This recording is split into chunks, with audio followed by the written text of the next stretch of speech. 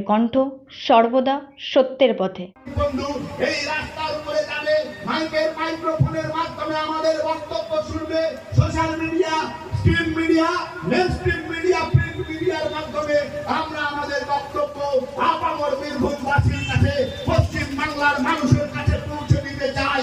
তাতে যদি আপনারা বাধা হন, তাতে যদি কেস দেন, সেই কেস খাওয়ার জন্য তৈরি আছি সাহেব।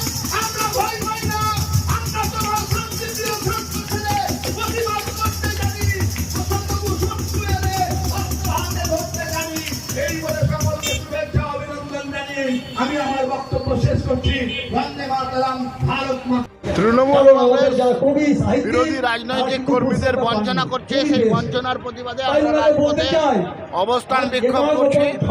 আপনারা জানেন যে তৃণমূল কংগ্রেস যেভাবে রামপুরহাটের নারায়ণপুরের কলিডাঙ্গা গ্রামে এসটি পরিবারের মানুষজনদেরকে জলের ব্যবস্থা বন্ধ করে দিয়েছে, আমরা বিডিওকে জানাতে গেছিলাম, বিডিও অফিসে পুলিশ আমাদেরকে নন অ্যাভেলেবল কেস দিয়েছে।